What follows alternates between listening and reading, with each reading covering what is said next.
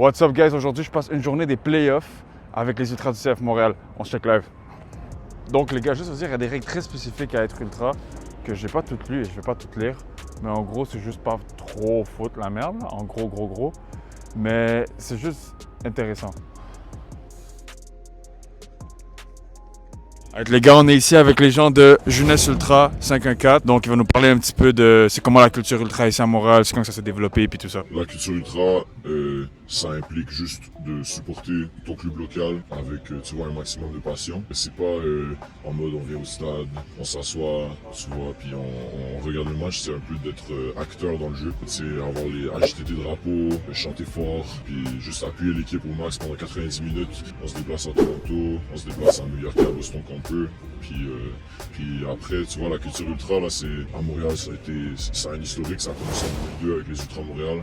En 2022, les Ultras Montréal ont un peu pris, tu vois, le côté parce qu'il y a eu le changement du nom du club. Ça, le changement du nom du club, c'est quelque chose qu'on a de la misère à accepter.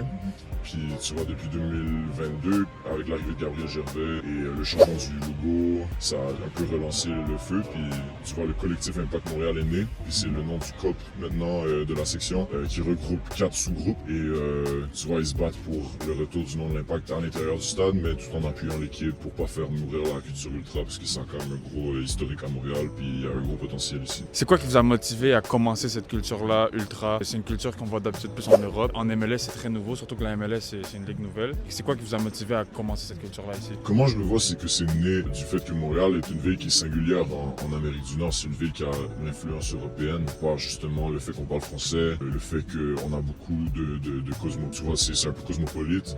Et donc c'est né du fait qu'il y avait plusieurs personnes qui étaient soit dans des groupes ultra en Europe, chez eux, ou qui avaient un intérêt marqué pour ça, ou qui aimaient juste le foot et qui connaissaient un peu ça, et qui se sont regroupés puis qui ont décidé tu vois, de se réunir derrière leur équipe locale. Ça, c'est comment c'est né. Et maintenant, de nos jours, c'est sûr que moi, je peux parler de mon expérience personnelle. C'est en venant au Stade Saputo que j'ai découvert le mouvement ultra. Et quand j'ai commencé à regarder le foot européen et je voyais l'ampleur que ça a là-bas, ben, tu vois, moi j'ai trouvé ça incroyable. Puis c'est le genre de truc que je vais répliquer ici. Puis je trouve que justement, vu que Montréal a tellement, tu vois, de possibilités de devenir quelque chose de gros dans ce sphère-là, ben, je trouvais que c'était opportun de pouvoir se mobiliser pour créer ça ici. Est-ce que vous trouvez des difficultés au moment d'expandre? Genre, on va dire, peut-être trouver plus de monde qui sont intéressés par la culture ultra? Est-ce que peut-être genre soit la société, soit le club, ils vous mettent les bâtons dans les roues un petit peu pour essayer de moins répandre ça, essayer d'avoir peut-être moins de problèmes ou genre avoir la réputation comme quoi les ultras d'ici sont peut-être fous ou quoi que ce soit? Est-ce que vous sentez des fois que vous êtes comme limité? Tu as mentionné plusieurs points. Écoute, moi, c'est le point pour lequel je crois que c'est important de diffuser la culture ultra ici et de commencer le groupe de jeunesse. Parce que c'est sûr qu'en grandissant et en supportant l'Impact, c'est pas quelque chose qui est super populaire. Et c'est peut-être quelque chose qui a même surpris plusieurs quand ils venaient au stade mettre les pieds pour la première fois. Au niveau de l'expansion, moi, je trouve pas qu'on a eu de la misère cette année. Depuis que le collectif Impact Montréal est né et que la 132 s'est rajeunie, on trouve beaucoup plus de jeunes qui connaissent la culture et qui viennent s'impliquer parce que j'ai l'impression que depuis quelques années, ça commence à changer en termes de vision et que être ultra, tu vois, ça commence à devenir quelque chose qui est nice à faire, tu vois, pour encourager ton équipe locale et pour passer un bon moment au stade. Donc, au niveau de l'expansion, la Jeunesse Ultra 54, elle est née cette année et elle a déjà une vingtaine de membres.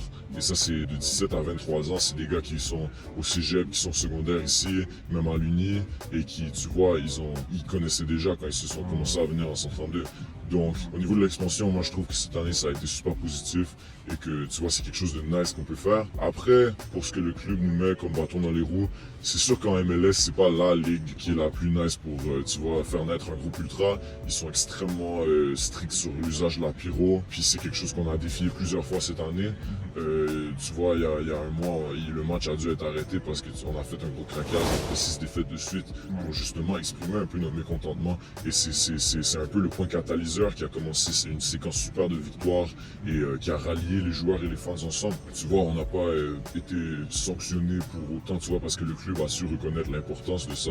Et ils ont su nous encourager là-dedans puis négocier avec la Ligue. Fait qu'après, la MLS nous met des bâtons dans les roues, mais c'est pas pour autant un frein parce que la culture, elle est vraiment forte maintenant en ce moment à Montréal, puis il n'y a rien vraiment qui va pouvoir arrêter ça. Sinon, la dernière question que je voulais poser, c'est par rapport à qu'est-ce que tu ressens du reste de la jeunesse? Peut-être est-ce qu'il y a un manque, peut-être une certaine hypocrisie dans le sens où ils veulent que le club aille bien, ils veulent que le club aille voir plus de jeunes, ils veulent que le club aille voir dans d'autres clubs, mais les gens ici, la jeunesse à Montréal, ne s'intéressent pas trop au club. Est-ce que tu sens qu'il y a une certaine type d'hypocrisie par rapport à ça, ou tu sens que c'est très investi puis que la jeunesse vient puis tout ça? Ça dépend de la vision que tu as du foot. Il y a des gens qui regardent le foot pour voir le plus haut niveau. Il y a des gens qui regardent le foot parce qu'ils ont la passion du sport, ils ont la passion de pouvoir encourager leur club local. Ça dépend de la vision que tu as. Nous, c'est sûr qu'on ne verra jamais quelqu'un en 132 qui est investi, qui est impliqué, qui aime un club qui est en Europe plus qu'il aime l'Impact. Tu vois, c'est tous des gars qui adorent l'Impact et qui adorent